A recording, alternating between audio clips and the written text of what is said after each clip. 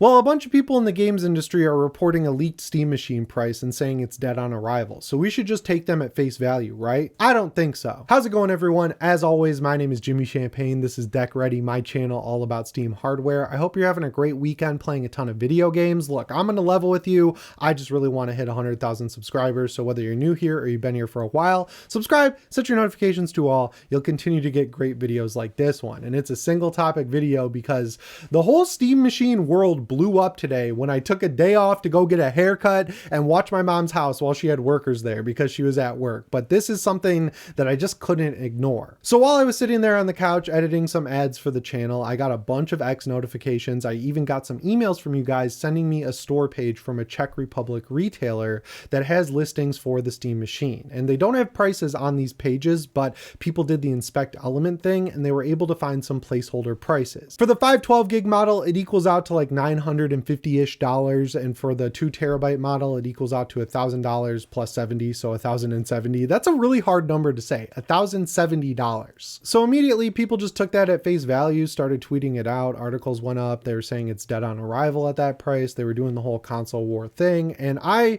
instead of doing that, decided to do about 2 to 3 minutes worth of research. And I looked into this website, and it turns out they're not really like Best Buy here in the United States, right? Like they're a big storefront. I had it confirmed to me by someone who lives in the Czech Republic, but they're mostly a reseller. So like used, refurbished, some new stuff. That's what ends up on this website. So I decided to do a little searching. I found the 512 gigabyte Steam Deck OLED, and I did the conversion of the math on the price, and they're selling it for over $200 more than its MSRP. Same goes for the 1 terabyte OLED. And then I checked some other products, and it's basically like anywhere from $200 more to like 100% markup. Sometimes they double the price overall. So clearly, even if they are going to sell this thing at those prices, that doesn't really tell you anything about what the actual price is going to be. And on top of that, I thought this was common knowledge, but Valve does not sell through third-party retailers in any other country in the world except for Japan. There might be a couple outliers, but like for the vast majority of them, the United States,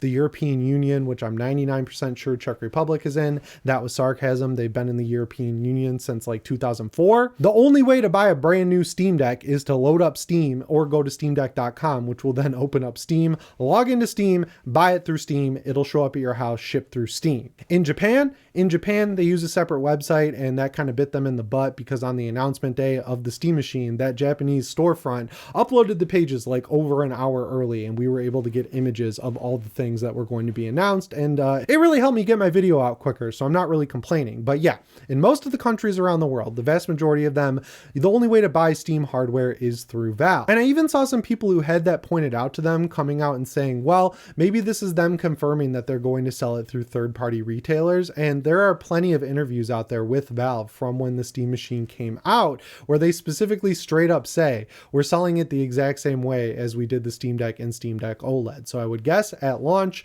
there's going to be a reservation system. You put your money down, they give you a spot in line. Once they hit that spot in line, they ship it out. And then once they get through that initial order wave, you'll just be able to buy them on demand. But for all intents and purposes, the only way to buy a Steam Machine, a Steam frame, or a Steam controller separately is going to be through Steam. So like this whole website, as big as it is, as legitimate as it is, does not fit anywhere into the equation of buying a Steam Machine. But even if we do the math, like take the $200 markup they're charging on the Steam Deck OLED and apply it here, what does that make the Steam Machine? Well, for the 2 terabyte, that would make it $870. And for the 512 gig, that would make it $750. And honestly, I think $750 is a great price. I remember talking about multiple times Moore's Law is Dead, adding up the actual parts in this thing and getting to like $425 as the cost to manufacture it. Obviously, they're going to have to mark it up, but they do save some money shipping it themselves and not using third-party retailers. But that was all before the whole RAM explosion happened. And I understand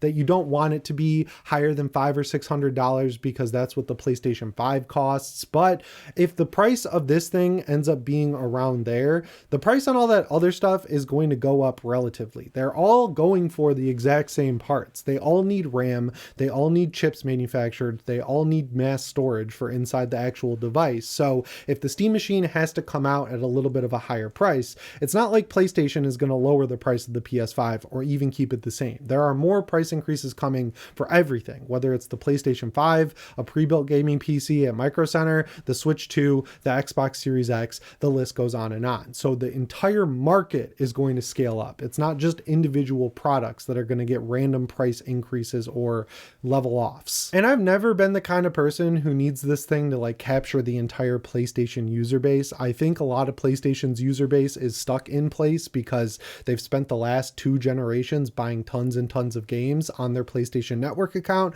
or at the very least, they've added them to their account through PlayStation Plus Essential. They like that hardware. They're probably not really willing to jump ship because, you know, they own a fuck ton of digital games that they'd lose access to if they sold their PlayStation 5 and bought a PC. And the idea of starting over now seems absolutely crazy. The same thing goes for people on the Switch 2. I don't think there's a lot of people sitting there playing their Switch 2 angrily like, man, I really wish this thing had the performance of a PS5 Pro, right? Like that would be good, but they're obviously happy with the Switch 2 if they're playing it and buying games on it. On the Xbox side of the fence, I think those people are more interested in getting into PC gaming, but like, I think the vast majority of anyone who switches is going to go for Windows and get an ROG Xbox Ally or an Ally X and use the Windows full screen experience. Like, yeah, there will be some bleed over to Steam, but like, I think people are mostly firmly planted in their camps. And if they discover PC gaming, they'll want to look up the Steam machine. But I don't think there was ever really a future where this thing was going to take over the entire industry and get 500 million users right out of the gate. I've never thought that was realistic. So I think the real goal of the Steam machine is to just make it easier to play Steam games. Like I already have a really good gaming PC with a 9070 XT,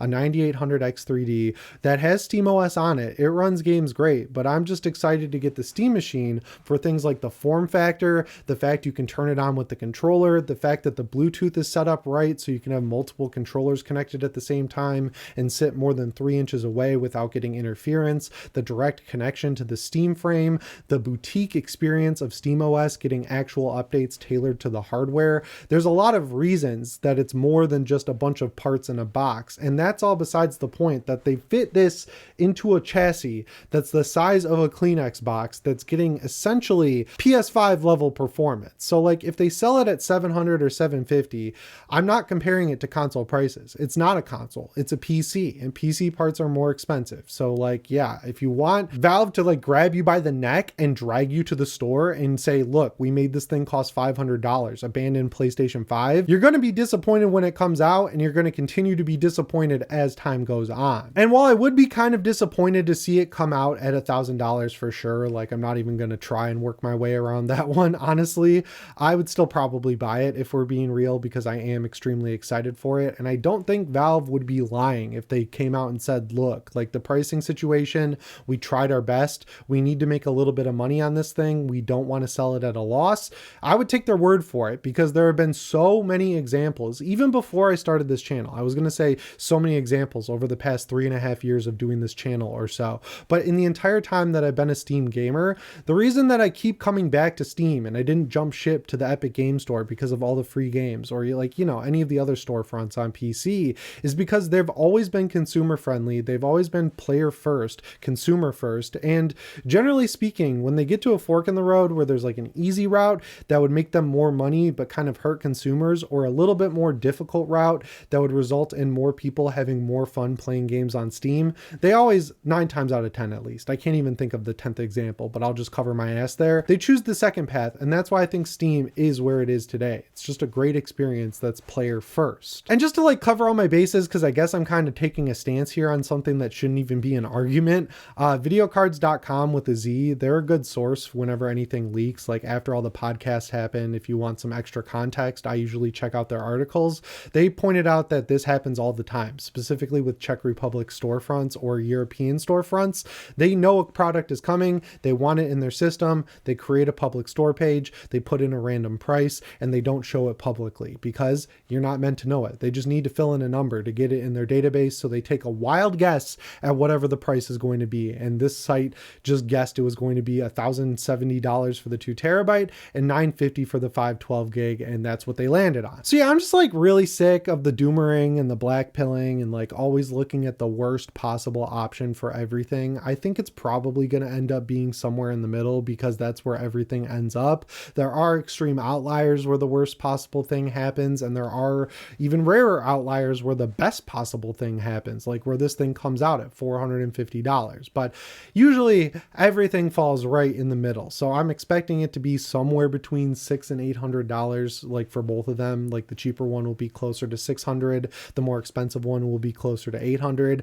And I think that price is more than fair. We don't even know how this thing runs games. They haven't shown gameplay yet. I'm assuming they're kind of holding back on revealing anything until they're positive they can actually release it when they want to. But you know, when they're ready to show it off, you know where to check. Deck ready. I'm going to have a video up as soon as I possibly can. So subscribe to the channel, set your notifications to all. But yeah, for the regular viewers who stick around to the end, thanks for hitting me up on Twitter on this one. If you haven't followed me on Twitter, it's deck_ready. I talk to a lot of you on there and it's always a lot of fun. I'm playing through Baldur's Gate 3 still. I'm still working on Dead by Daylight, and I finished my Lego Creel house from Stranger Things.